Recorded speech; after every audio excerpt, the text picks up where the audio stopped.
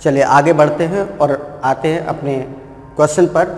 और अब की बार जो क्वेश्चन आया है बहुत बढ़िया, रियली बहुत बढ़िया क्वेश्चन है। आप पढ़ेंगे आपको खुद समझ में आएगा कितना बेहतरीन सा क्वेश्चन है। तो पढ़ लेते हैं। पहले क्वेश्चन क्या है, A and B are two sides adjacent to the right angle of a right angled triangle। एक समकोण त्रिभुज है, इस समकोण त्रिभुज में दो संलग्न भुजाएं हैं, एक A है और दूसरी भुजा B है, ठीक है। And P is the perpendicular, और P जो है वो परपेंडिकुलर है drawn to the hypotenuse from the opposite vertex, जो कि इसके अपोजिट वर्टेक्स मतलब हाइपोटेन्यूस के अपोजिट, जो हाइपोटेन्यूस के जो सामने का वर्टेक्स है, शीर्ष है, उससे डाला गया लंब है P। Then P square is equal to, तो P स्क्वायर की वैल्यू क्या है। क्वेश्चन समझ में आया बच्चों। एक समकोण त्रिभुज है जिसमें दो संलग्न भुजाएं, संलग्न का मतलब एक दूसरे से लगी हुई, 90 डिग्री जहाँ पर एंगल बन रहा है वहाँ से जो दो साइड से लगी हुई हैं उनमें से एक A है एक B है। और अब बात आती है कि जो इस ट्रायंगल का हाइपोटेन्यूस है उस पर एक लंब डाला गया है जो इसके विपरीत शीर्ष मतलब सामने के शीर्ष पर मिलता है, ठीक है। और उसकी लंबाई क्या है, P है। तो P स्क्वायर की वैल्यू क्या होगी ये बताना है। बहुत बढ़िया क्वेश्चन है। चलिए पहले इसका फिगर ड्रॉ कर लेते हैं। क्या है, जैसे ये बच्चों क्या है, राइट एंगल ट्रायंगल हमने बनाया इस तरीके से, ये राइट एंगल ट्रायंगल बन गया, ठीक है ना। यहाँ पर ये 90 डिग्री का एंगल बन रहा है तो ये राइट एंगल हो गया। ये साइड है आपकी A और ये साइड है बच्चों B, और यही बोल रहा था A and B are two sides adjacent, जो एक दूसरे से लगी हुई हैं। तो ये साइड A है और ये साइड B है और ये एंगल क्या है 90 डिग्री। इसके बाद कह रहा है इसके हाइपोटेन्यूस, इसके इस एंगल का हाइपोटेन्यूस मतलब ये हुआ, इससे एक परपेंडिकुलर डाला गया इसके अपोजिट वर्टेक्स, वर्टेक्स का मतलब शीर्ष, अपोजिट, इसके हाइपोटेन्यूस के सामने का जो शीर्ष है वो यही तो जाएगा, यही शीर्ष है। तो इस पर इस तरीके से ऐसे बच्चों ये क्या डाला गया है, लंब डाला गया है। क्लियर, ये ठीक है, ये लंब डाला गया और इस लंब की जो लंबाई है ये क्या है बच्चों, P है, ठीक है ना। तो चलिए ट्रायंगल का नाम ले लेते हैं A B और C, A B और C, ये ट्रायंगल है।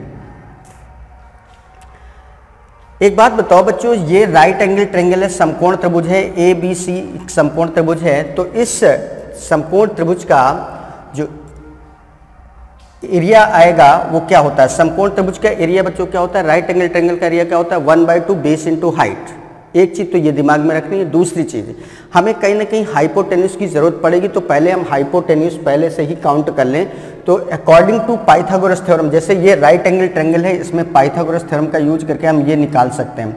ए बी यहाँ पर क्या है, हाइपोटेन्यूस है, तो ए बी का स्क्वायर क्या हो जाएगा, ए बी का स्क्वायर मतलब इस साइड का स्क्वायर इक्वल क्या होगा, इसका स्क्वायर प्लस इसका स्क्वायर, मीन्स ये हो जाएगा आपका ए बी स्क्वायर इक्वल हो जाएगा, ये साइड कितनी है ए और ये साइड कितनी B, means A square plus B square होगा ना बच्चों, A square plus B square. Clear, तो इससे ए बी इक्वल क्या हो जाएगा, ए बी इक्वल हो जाएगा under root A square plus B square.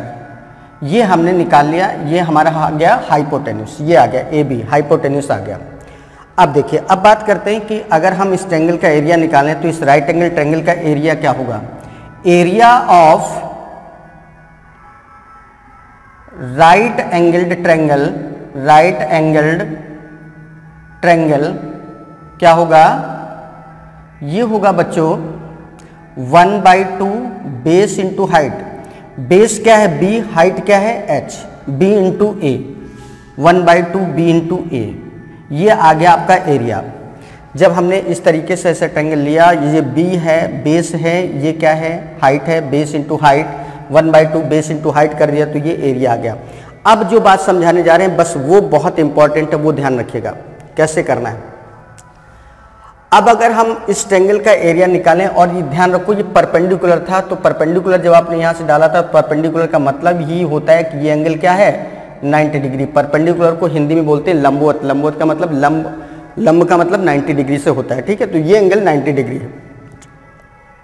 अब अगर हम ऐसे करके इस ट्रायंगल का एरिया हम इस तरीके से निकालें कि इसको बेस मान लें और इसको क्या मान लें, हाइट मान लें, तब भी तो एरिया वही आएगा भाई। एरिया तो नहीं बदल जाएगा किसी चीज़ का। कोई भी चीज़ है उसको आप सीधे पकड़ के ऐसे करके, जैसे ये कोई चीज़ है, एरिया निकालते हैं तो लंबाई इंटू चौड़ाई ऐसे कर देते हैं। अगर इसको इस शेप में कर दें तो तब भी तो वही चीज़ होगी, लंबाई इंटू चौड़ाई, चीज़ तो वही हो। एरिया कभी नहीं बदलता है, चाहे आप जिधर से भी निकालो। तो अभी हमने इस तरीके से निकाला। अब दोबारा हम एरिया कैसे निकाल लेंगे, इसको बेस ले लेंगे और ये क्या करेगा, हाइट का काम कर जाएगा। ये बेस और ये हाइट, ध्यान दो, ये बेस और ये क्या हो जाएगी, हाइट हो जाएगी। तो देन एरिया क्या हो जाएगा बच्चों, 1/2 बेस इंटू हाइट। बेस का काम कौन करेगा, ए बी, और हाइट क्या है, ये पी। ये क्या दिया था, ये यहाँ से यहाँ तक की क्या था, पी, परपेंडिकुलर लंबाई क्या थी, पी। तो ये आ गया बच्चों एरिया। चाहे आप ऐसे ट्रायंगल रख के निकालो, चाहे इसको बेस और इसको हाइट मान के निकालो, ट्रायंगल तो वही है, तो एरिया भी इनफैक्ट वही होगा। मतलब ये वाला एरिया और ये वाला एरिया दोनों चीज़ें बिल्कुल क्या होंगी, सेम होंगी। तो इक्वल कर दो, इसलिए ये क्या हो जाएगा, 1/2 ए बी इक्वल हो जाएगा 1/2 ए बी इंटू पी, हो जाएगा ना।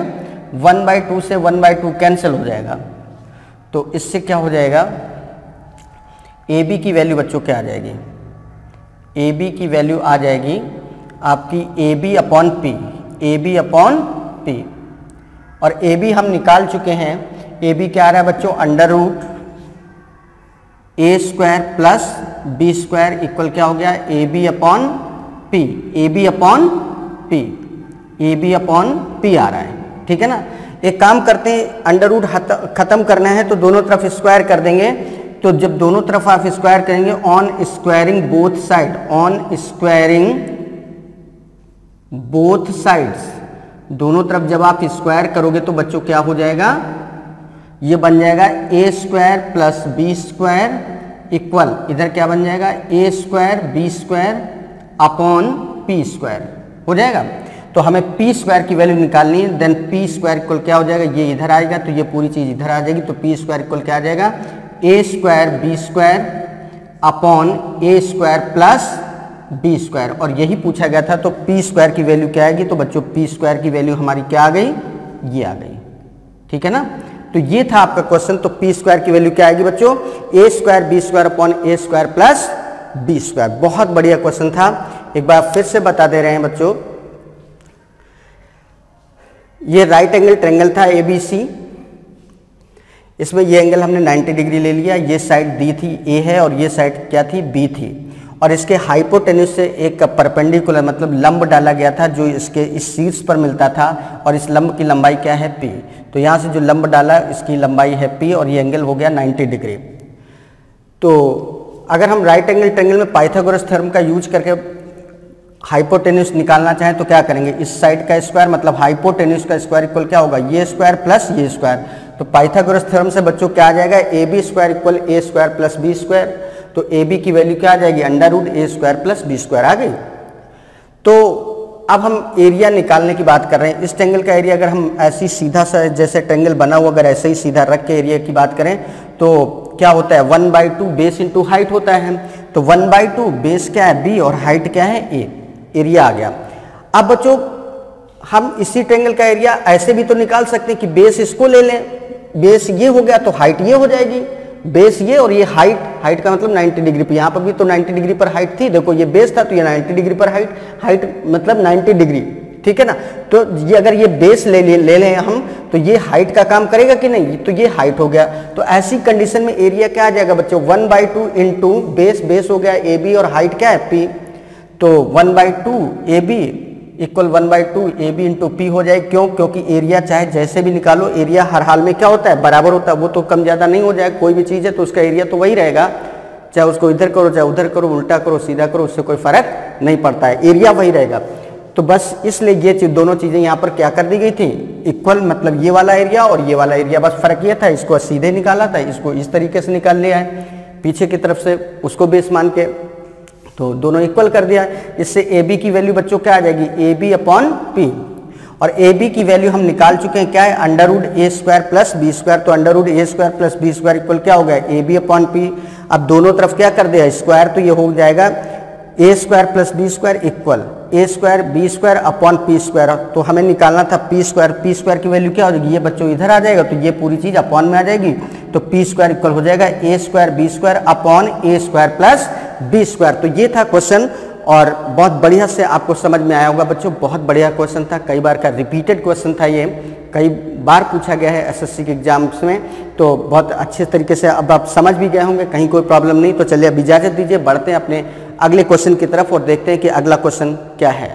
चलिए सत्र को कंटिन्यू करते हैं और आगे बढ़ते हैं और देखते हैं कि अपना अगला क्वेश्चन क्या है। अगला क्वेश्चन भी बहुत बढ़िया सा क्वेश्चन आया हुआ है, देखते हैं क्या है। The median of an equilateral triangle is 6√3 centimetre. एक समबाहु त्रिभुज है जिसकी माध्यिका, मीडियन मीन्स माध्यिका है 6√3 centimetre. Then what will be the area of triangle, तो इस ट्रायंगल का क्षेत्रफल क्या होगा। बहुत बढ़िया क्वेश्चन, ठीक है। चलिए देखते हैं। इक्विलैटरल ट्रायंगल मीन्स समबाहु त्रिभुज है, समबाहु त्रिभुज इस तरीके से जिसकी तीनों साइड्स क्या है, इक्वल है। तो ये है आपका इक्विलैटरल ट्रायंगल ए बी और सी। और इसका जो मीडियन मतलब इस तरीके से मिड पॉइंट पर जो जाके ऐसे मिलती है। और ध्यान रखना, बहुत इंपॉर्टेंट पॉइंट बता रहे हैं, समबाहु त्रिभुज की इक्विलैटरल ट्रायंगल की जो मीडियन होती है, माध्यिका जो होती है, वो इस ट्रायंगल की हाइट होती है, ठीक है ना।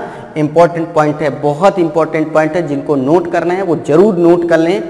मेरे ख्याल से तो सभी लोग नोट कर लें।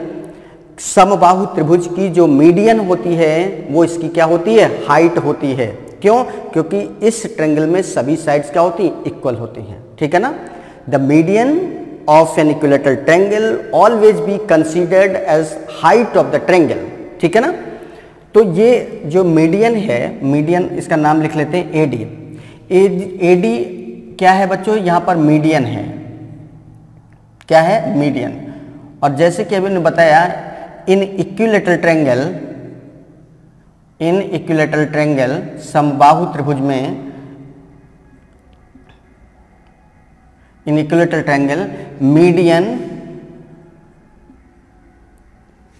क्या कंसीडर करी जाती है, हाइट के इक्वल हाइट होती है। मीडियन को क्या कंसीडर करते हैं बच्चों, हाइट कंसीडर करते हैं, ठीक है ना। और किसी इक्विलैटरल ट्रायंगल की जो हाइट होती है बच्चों, वो क्या होती है, height of equilateral triangle, height of an equilateral triangle क्या होती है।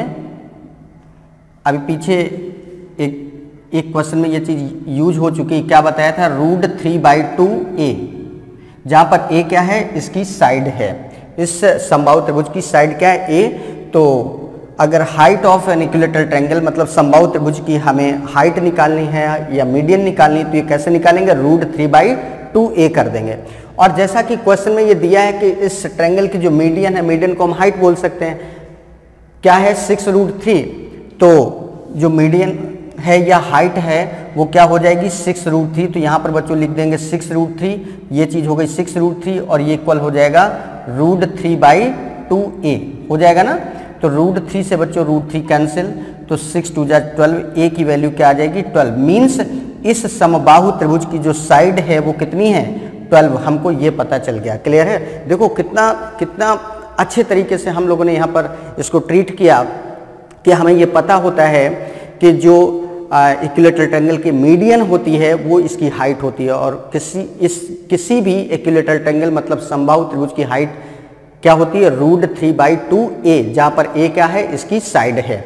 और क्वेश्चन में ये मीडियन कितना दिया था, 6√3। तो मीडियन मतलब हाइट हो गया, ये 6√3 हो गया, तो इसकी जगह हमने लिख दिया 6√3 और ये फार्मूला लगा दिया √3/2a। तो इससे हमें a की वैल्यू आ गई 12। मतलब हमें इस इक्विलैटरल ट्रायंगल की इस समबाहु त्रिभुज की भुजा पता चल गई, क्या है बच्चों, 12।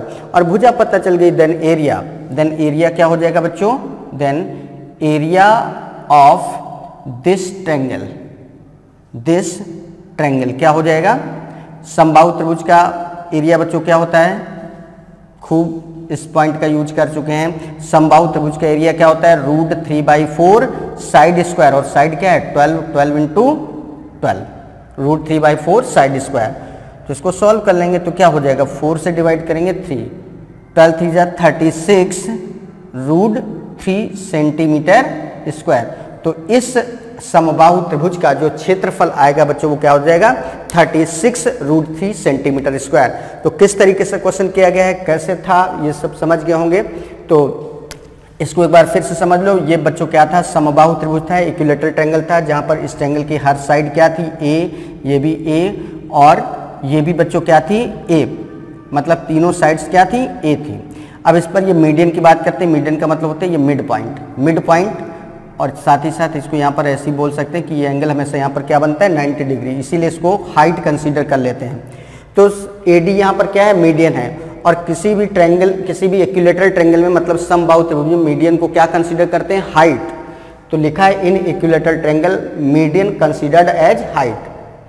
और height of an equilateral triangle और समबाहु त्रिभुज की जो हाइट होती है वो क्या होती है बच्चों, √3/2a होती है। तो ये चीज इक्वल हो गई √3/2a। और ये क्वेश्चन में गिवन है क्या है, 6√3 इक्वल √3/2a हो गया। √3 से √3 बच्चों कैंसिल, तो a की वैल्यू 6 2 जा 12, a की वैल्यू क्या आ गई 12। और जब हमें ये पता चल गया कि समबाहु त्रिभुज की साइड क्या है 12, तो इस समबाहु त्रिभुज का क्षेत्रफल क्या होगा, एरिया ऑफ दिस ट्रायंगल, मतलब इस समबाहु त्रिभुज का क्षेत्रफल क्या होगा, समबाहु त्रिभुज का क्षेत्रफल का फार्मूला क्या होता है, √3/4 साइड स्क्वायर। तो √3/4 × 12 × 12, 4 से 12 को कैंसिल किया तो 3 आ गया, 12 3 जा 36 √3 सेंटीमीटर स्क्वायर। तो ये था बच्चों क्वेश्चन। तो इस तरीके से आप देख रहे हैं कितने बढ़िया से क्वेश्चंस आते चले जा रहे हैं और हमें कोई प्रॉब्लम नहीं हो रही है। बड़े मज़े के साथ हम क्वेश्चंस को कर रहे हैं। बड़ा अच्छा लग रहा है हमें क्वेश्चंस करने में। क्यों? क्योंकि हमें चीज़ें अब क्या लग रही हैं, बहुत आसान, लिंकअप करना आसान हो गया हमारे लिए। चीज़ों को कैसे लिंक करते हैं क्वेश्चन में, कैसे डेटा का यूज किया जाता है, कैसे जो क्वेश्चन के ट्विस्ट हैं उसको हम समझ पाने में सक्षम होते जा रहे हैं धीरे धीरे। ये सारी चीज़ें आपको बहुत बेहतर कंडीशन में ला रही हैं और आप बहुत बेहतर कंडीशन में होते चले जा रहे हैं। पहले से आप महसूस करिए, आप खुद ये चीज़ समझ पा रहे होंगे अपने अंदर कि पहले से आपकी स्थिति कितनी बेहतर हो गई है। और बस इसी बेहतरी के लिए हमारा प्रयास लगातार जारी है और इस प्रयास को और भी एनर्जेटिक और भी एंथुजियास्टिक कौन बनाता है, वो सब आप लोग बनाते हैं। क्योंकि आप सबका विश्वास, आप सबका ट्रस्ट हमारे ऊपर, सरदाना ट्यूटोरियल्स के ऊपर बहुत ज़्यादा है। इसलिए हम बस इतना ही कहेंगे कि सेशन को ज़रा सा भी कभी भी मिस ना करें। जब भी सेशन हो पूरा का पूरा एक एक क्वेश्चन पर बारीकी से नजर डालें। क्यों? क्योंकि अल्टीमेटली एक चीज़ तो आपको करनी ही पड़ेगी, रिवीजन रिपीटेशन। मतलब जितने बार आप क्वेश्चंस को ज़्यादा बार लगाते चले जाएंगे उतना चीज़ें आसान होती चली जाएंगी, उतना आपका टाइम कम होता चला जाएगा और चीज़ें बहुत जल्दी दिमाग में क्या होंगी, रिकॉल होंगी। आपको ज़रा सा भी ये नहीं सोचना पड़ेगा, ऐसे नहीं करना पड़ेगा कि अब इसके बाद क्या होगा। तो प्रैक्टिस बहुत ज़रूरी है। लेकिन फिर से कह रहे हैं, प्रैक्टिस उन्हीं क्वेश्चंस की आपको करनी है जो एग्जाम्स ओरिएंटेड हो। क्योंकि ये अथाह सागर है, यहाँ पर ऐसा तो है नहीं कि आप सब कुछ पढ़ डालेंगे। नो वन इज़ परफेक्ट, कोई परफेक्ट नहीं कि आप ये कहें कि सर हम तो सब कुछ पढ़ डालेंगे। जब हम सब कुछ पढ़ डालेंगे तो हमारे लिए कुछ भी मुश्किल नहीं होगा। तो ये ना मानने वाली बात है। ऐसा कभी नहीं हो सकता है कि आप सारा कुछ पढ़ लें। जब ये सच्चाई है कि आप सारा कुछ नहीं पढ़ सकते हैं तो क्यों ना हम अपना सारा एफर्ट वहाँ पर डालें जो चीज़ें हमारे काम की हैं। अल्टीमेटली उद्देश्य, हमारा जो ऑब्जेक्टिव है, जो हमारा गोल है, जो हमारा टारगेट है, वो तो यही है कि एनी हाउ हमारा सिलेक्शन हो। तो सबसे पहले जो हमारी सोच होनी चाहिए वो इस बात पे होनी चाहिए कि any how selection, nothing else. तो इस बात को मद्देनजर रखते हुए चलिए अब बात कर लेते हैं अपने अगले क्वेश्चन की और देखते हैं कि अगला क्वेश्चन हमारा क्या है। ओके प्यारे बच्चों, चलिए आगे बढ़ते हैं और देखते हैं अपना नेक्स्ट क्वेश्चन क्या है। इफ फॉर एन आइसोस्केल triangle the length of each equal side is E and the third side is B, then its area will be। कह रहे हैं एक आइसोस्केल समद्विबाहु त्रिभुज है जिसकी जो इक्वल साइड्स हैं वो A हैं। समद्विबाहु त्रिभुज में दो साइड्स इक्वल होते हैं ना, तो कह रहा है जो इक्वल साइड्स हैं वो A है और जो तीसरी साइड है वो B है। तो इस ट्रायंगल का एरिया क्या होगा, चलिए देखते हैं। बच्चों ये इस तरीके से आपका हो गया आइसोस्केल ट्रायंगल। क्या हो गया? आइसोस्केल ट्रायंगल मीन्स ये साइड A है, तो ये साइड भी क्या है, ए है, बट ये थर्ड साइड आपकी क्या है, बी है। क्लियर? एक काम करते हैं, इस पर ऐसे अल्टीट्यूड ड्रॉ कर देते हैं। अल्टीट्यूड जो आएगा वो 90 डिग्री पर आता है। अल्टीट्यूड का मतलब पीछे बता चुके हैं, ये एंगल हमें क्या होता है, 90 डिग्री। और ये जो पॉइंट होता है, ये साइड का हमेशा क्या होता है, मिड पॉइंट होता है। अगर हम इस तरीके से यहाँ पर नाम दे लें ट्रायंगल का, A B C and this point is D, ये पॉइंट है डी, देन बी डी इक्वल क्या होगा, बी डी इक्वल होगा, देन बी डी इक्वल क्या होगा बेटा, पूरा क्या है, ये बी है, स्मॉल बी, तो ये बी डी यहाँ से यहाँ तक कितना हो जाएगा, बी बाई 2। और ये आपका बन गया A B D right angle triangle हो गया। तो in right angled triangle, in right angled triangle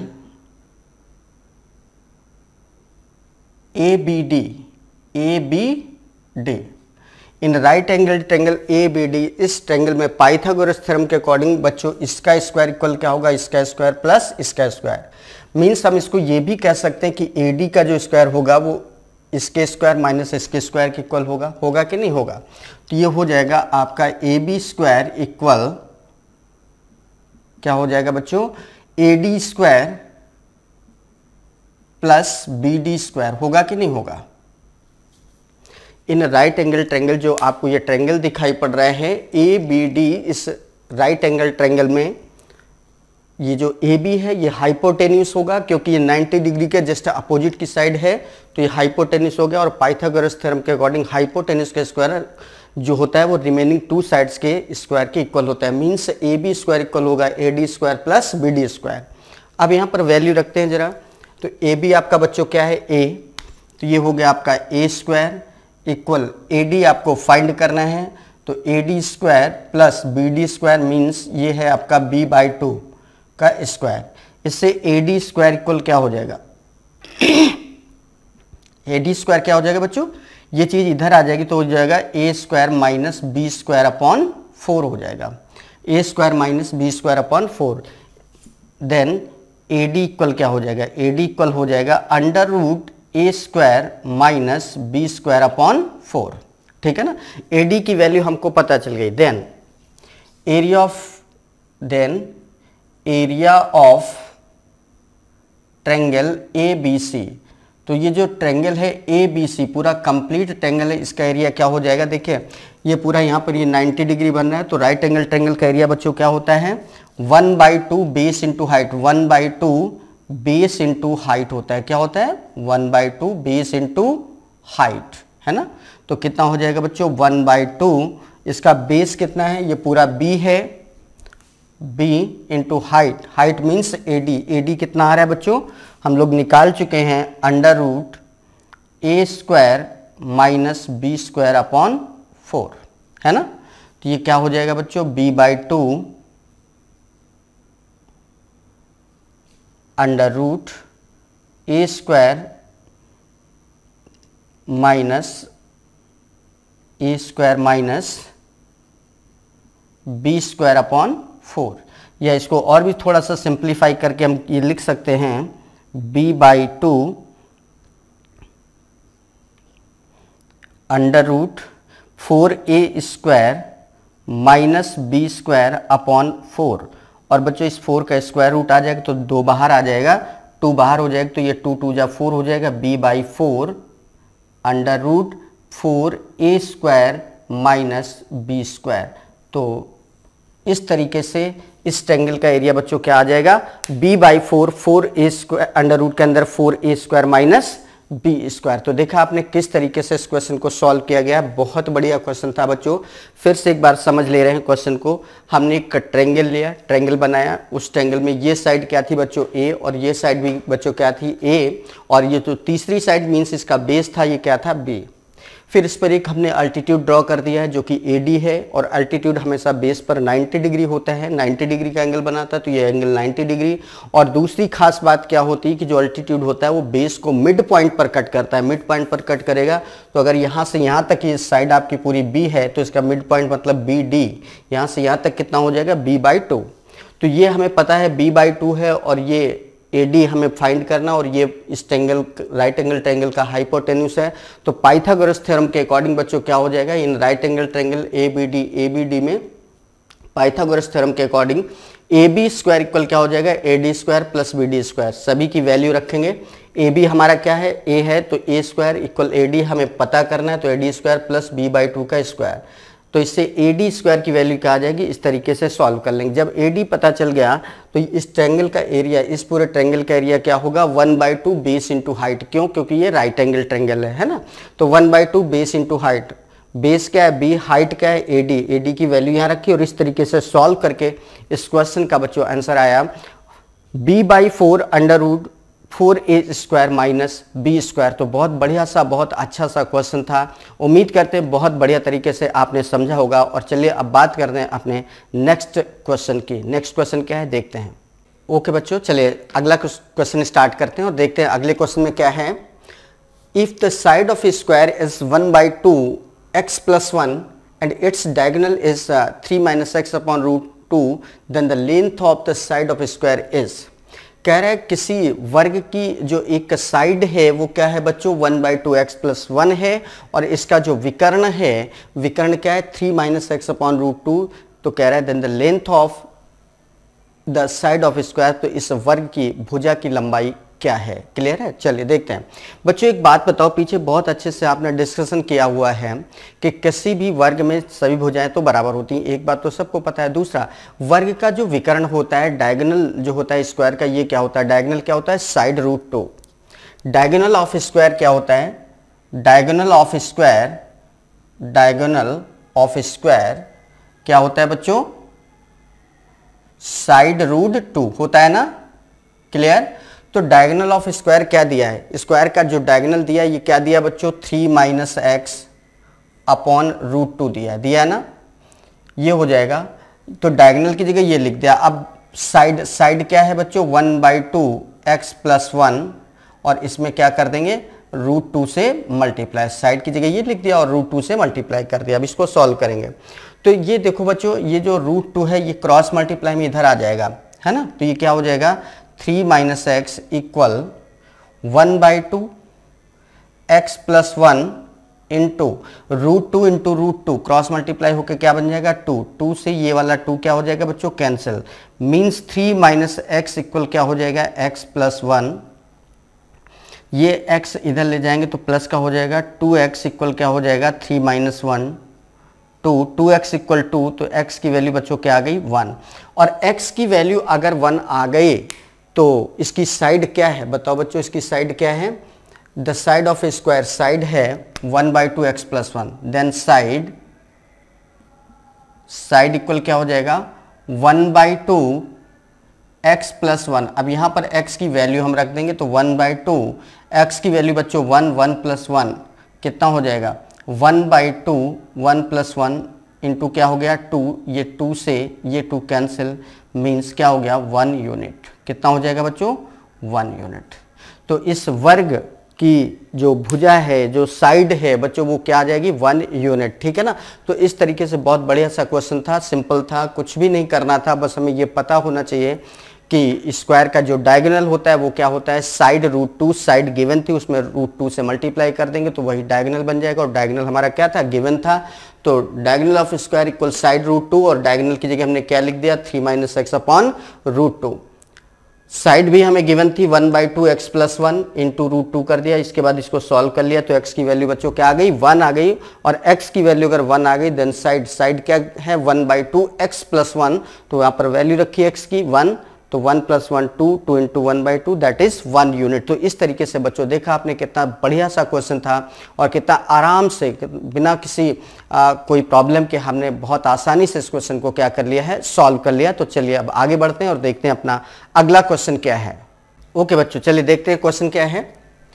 if the length of each of 2 equal sides of an आइसोस्केल triangle is 10 centimetre and the adjacent angle is 45 degree, then what is the area of this triangle। एक समद्विबाहु त्रिभुज है। समद्विबाहु मतलब जिसकी दोनों भुजाएं क्या होती हैं, बराबर होती हैं। ठीक है, तो ये हो गया आपका समद्विबाहु त्रिभुज। और इस समद्विबाहु त्रिभुज में जो समान भुजाएं हैं वो 10 और 10 सेंटीमीटर के हैं और इनके बीच का जो एंगल है वो 45 डिग्री है। तो इस ट्रायंगल का एरिया क्या होगा? चलिए देखते हैं क्वेश्चन कैसे सॉल्व होगा। देखो बच्चों, ये ABC एक ऐसा ट्रायंगल है जो समद्विबाहु है। ABC समद्विबाहु मतलब ये साइड भी 10 है और एक साइड ये भी क्या है? 10 है। इस पर हम अल्टीट्यूड ऐसे अगर ड्रॉ कर दें तो ये एंगल क्या हो जाएगा बच्चों? 90 डिग्री हो जाएगा। अब ये राइट एंगल ट्रायंगल बना। राइट एंगल ट्रायंगल में बच्चों ये इसका नाम लिख लेते हैं D है, ABC और ये पॉइंट D है।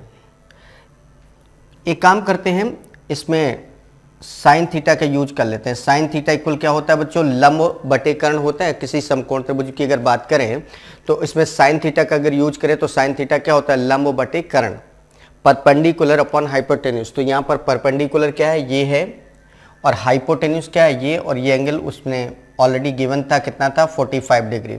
तो परपेंडिकुलर अपॉन हाइपोटेन्यूज, परपेंडिकुलर क्या है बच्चों? AD, हाइपोटेन्यूज क्या है? AB है ना, और थीटा क्या है? 45 डिग्री। तो साइन 45 डिग्री इक्वल क्या हो जाएगा बच्चों? AD upon AB। AB क्या है? 10, और साइन 45 की वैल्यू क्या होती है? 1/√2 इक्वल AD अपॉन 10। इससे बच्चों, इससे आपका आ जाएगा √2AD इक्वल 10 आ जाएगा। तो इससे AD इक्वल क्या आ जाएगा? 10/√2, 10/√2। रेशनलाइज करने के लिए क्या कर देंगे? √2 से ऊपर नीचे मल्टीप्लाई कर देंगे न्यूमरेटर डिनोमिनेटर को। तो √2 इंटू √2 क्या बन जाएगा? 2 बन जाएगा। तो ये हो जाएगा AD इक्वल 10√2/2 मीन्स फाइनली 5√2 आ गया। तो ये जो AD है बच्चों वो कितना आ गया? 5√2 आ गया। आ गया कि नहीं आ गया? अब AD पता चल गया और ये हमें इस ट्रायंगल का बेस पता है कि कितना है। इस ट्रायंगल का बेस ये क्या है? 10 है। तो इस ट्रायंगल का एरिया हो जाएगा, area of this triangle, area of this triangle क्या हो जाएगा बच्चों? एरिया ऑफ दिस ट्रायंगल हो जाएगा, क्या होता है area? 1/2 base into height, base into height है ना। तो 1/2 बेस बच्चों क्या है? 10 है, और हाइट, हाइट मीन्स AD क्या आ रहे हैं? 5√2, 5√2। तो इससे सॉल्व कर लेंगे, 2 से ये कितना हो गया? 5, 5 5 जा 25√2। तो इस ट्रायंगल का जो एरिया आएगा बच्चों कितना आ जाएगा? 25√2 सेंटीमीटर स्क्वायर। क्लियर? तो इस तरीके से बच्चों इस क्वेश्चन को यहाँ पर सॉल्व किया गया है कि ये एक समद्विबाहु त्रिभुज था जिसकी ये साइड क्या थी? 10, और ये साइड भी क्या थी? 10। ये एंगल दोनों के बीच का कितना दिया था? 45 डिग्री दिया था, और इस पर हमने एक अल्टीट्यूड ड्रॉ कर दिया। अल्टीट्यूड का मतलब ये इसके मिड पॉइंट पर आएगा, और ये एंगल क्या होगा? 90 डिग्री। तो ये राइट एंगल ट्रायंगल बन गया। राइट एंगल ट्रायंगल में साइन थीटा का यूज कर दिया। साइन थीटा क्या होता है बच्चों? ट्रिग्नोमेट्री में आपने खूब पढ़ा होगा। साइन थीटा क्या होता है? लंब बटे कर्ण होता है, परपेंडिकुलर अपॉन हाइपोटेन्यूज होता है। तो परपेंडिकुलर तो आपका AD है, हाइपोटेन्यूज ये है, तो AD अपॉन AB हो गया। और साइन 45 की वैल्यू क्या होती है? 1/√2। तो 1/√2 इक्वल AD अपॉन 10 हो गया। क्यों? क्योंकि AB हमारा क्या गिवन है? 10। इससे हमने AD की वैल्यू फाइंड कर ली जो कि क्या आ गई? 5√2। अब AD मीन्स इस ट्रायंगल की हाइट भी हमको पता चल गई, और बेस हमें ऑलरेडी पता था कितना था? 10 था। तो इस ट्रायंगल का एरिया क्या होगा? राइट एंगल ट्रायंगल है, इसका नेचर है राइट एंगल ट्रायंगल। तो राइट एंगल ट्रायंगल का एरिया जो होता है 1/2 बेस इंटू हाइट होता है। तो 1/2 base into height means 1/2 base क्या है? 10, और हाइट क्या निकल के आ रही है बच्चों? 5√2। इस तरीके से इसको सॉल्व कर लिया तो इसका जो इस ट्रायंगल का एरिया आएगा बच्चों कितना आ जाएगा? 25√2 सेंटीमीटर स्क्वायर। Got it? सभी को समझ में आ गया? तो ये था बच्चों क्वेश्चन। चलिए अब देखते हैं अपना अगला क्वेश्चन क्या है। प्यारे बच्चों आगे बढ़ते हैं और देखते हैं अपना बहुत बढ़िया सा एक क्वेश्चन आया हुआ है। The perimeter of an equilateral triangle is equal to the circumference of a circle, the ratio of their areas is. ठीक है ना। क्वेश्चन क्या है? The perimeter of an equilateral triangle, एक समबाहु त्रिभुज का जो परिमाप है वो एक वृत्त के परिमाप मतलब वृत्त की परिधि के बराबर है। तो ऐसे में इन दोनों के एरिया मतलब क्षेत्रफलों का अनुपात क्या होगा? चलिए देखते हैं। Let the side of an equilateral triangle, जो समबाहु त्रिभुज की साइड है बच्चों वो कितनी है, वो कैलकुलेट कर लिया x। समबाहु त्रिभुज की जो साइड है वो हमने कैलकुलेट कर लिया है x है।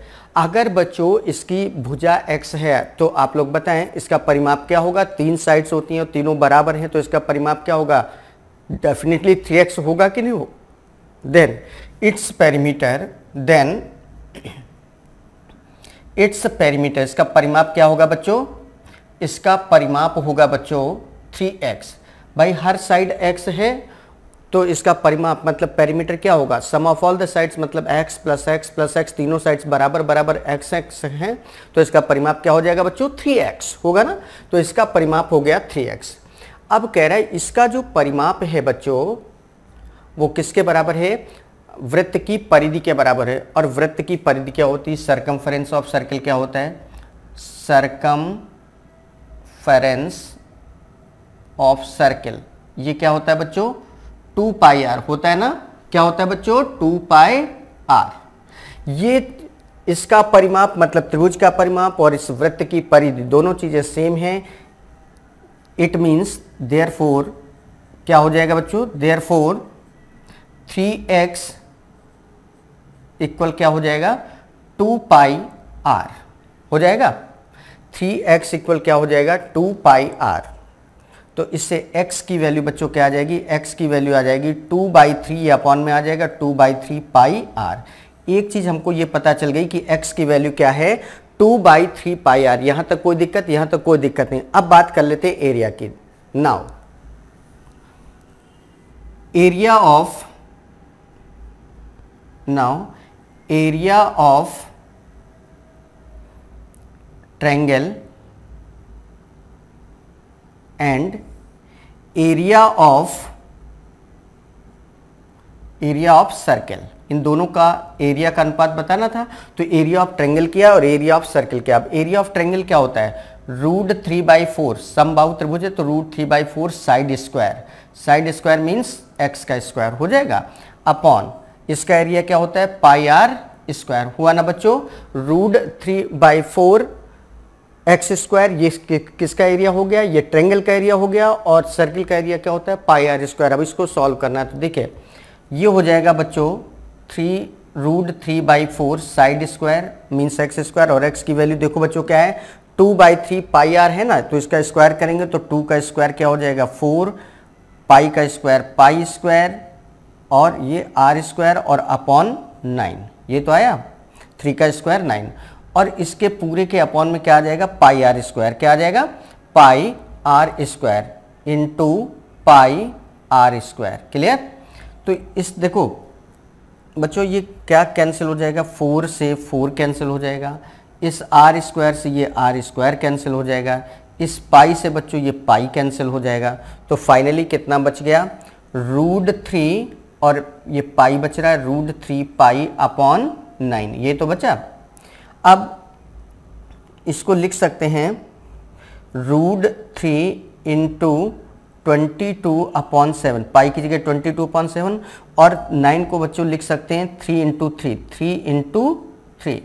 अब इस 3 को हम थोड़ा सा अगर और एक्सटेंड कर दें तो √3 अपॉन इस 3 को लिख सकते हैं √3 इंटू √3 हो गया और ये 3 ऐसे ही लिखा रहा इंटू 22/7। अब इस √3 से ये √3 कैंसिल तो ये कितना आ जाएगा 22 तो ऊपर आ गया नीचे आ जाएगा 7 3 जा 21√3 और यही बच्चों इनके एरिया का क्या आ जाएगा स्क्वायर। तो एग्जैक्ट जो आंसर आएगा तो रिक्वायर्ड आंसर क्या आ जाएगा बच्चों, रिक्वायर्ड रेशियो जो आएगा इनके एरिया का रिक्वायर्ड रेशियो होगा कितना होगा बच्चों 22:21√3। ये आपका अभीष्ट आंसर होगा इस क्वेश्चन का। क्लियर है ना। तो ये था आपका क्वेश्चन। तो देखा आपने बच्चों किस तरीके से इस क्वेश्चन को सॉल्व किया गया है। एक बार फिर से बता दे रहे हैं क्या था ये क्वेश्चन। कह रहा था एक समबाहु त्रिभुज है उसका परिमाप और एक वृत्त है इसकी परिधि दोनों चीज़ें सेम हैं। तो हमने ये लेट कर लिया कि जो समबाहु त्रिभुज है उसकी प्रत्येक साइड क्या है x है। तो the side of an equilateral triangle is x हो गया, देन इट्स पेरीमीटर, तब इसका परिमाप क्या होगा 3x, भाई तीनों साइड्स बराबर हैं तो तीनों का सम क्या होगा x plus x plus x that is 3x, तो परिमाप इसका हो गया 3x। और इधर सरकमफेरेंस ऑफ सर्कल, वृत्त की परिधि क्या होती है 2 पाई आर, तो वृत्त की परिधि हो गई 2 पाई आर। अब क्वेश्चन के अकॉर्डिंग दोनों चीजें क्या थी, सेम थी, मतलब ये 3x इक्वल है 2 पाई आर के, तो x की वैल्यू यहां से बच्चों क्या आ गई 2/3 पाई आर। क्लियर। तो क्वेश्चन जो हमसे पूछा गया था वो पूछा गया था कि इस त्रिभुज के क्षेत्रफल और इस वृत्त के क्षेत्रफल का अनुपात क्या होगा। तो त्रिभुज का क्षेत्रफल बच्चों क्या होता है √3/4 साइड स्क्वायर, समबाहु त्रिभुज था ना इसलिए, तो √3/4 साइड स्क्वायर, साइड मतलब x का square upon area of circle, वृत्त का जो क्षेत्रफल होता है ये पाई आर स्क्वायर होता है। इस तरीके से यहाँ पर सॉल्व कर लिया गया और x की जगह हमने क्या वैल्यू रख दी 2/3 पाई आर, और इस तरीके से धीरे धीरे सॉल्व करके हम लोग कहाँ पर पहुँच गए। इस तरीके से इसका रिक्वायर्ड आंसर क्या आ गया 22:21 बहुत बढ़िया सा क्वेश्चन था, बहुत अच्छा क्वेश्चन था। तो उम्मीद करते हैं कि बहुत बेहतर तरीके से आप लोग बच्चों समझ गए होंगे, बहुत अच्छा लगा होगा क्वेश्चन को समझने के बाद, अच्छा फील हुआ होगा कि नहीं इस तरीके का अगर क्वेश्चन आ जाएगा तो अब हमें कहीं कोई प्रॉब्लम नहीं होगी। तो इस तरीके से कन्वर्जन वाले क्वेश्चन बहुत बार पूछे जाते हैं बच्चों, तो इसको थोड़ा सा एक बार और अपने मन से इसको प्रैक्टिस करिएगा, रिवाइज करिएगा। और अब हम लोग बढ़ जाते हैं अपने अगले क्वेश्चन की तरफ।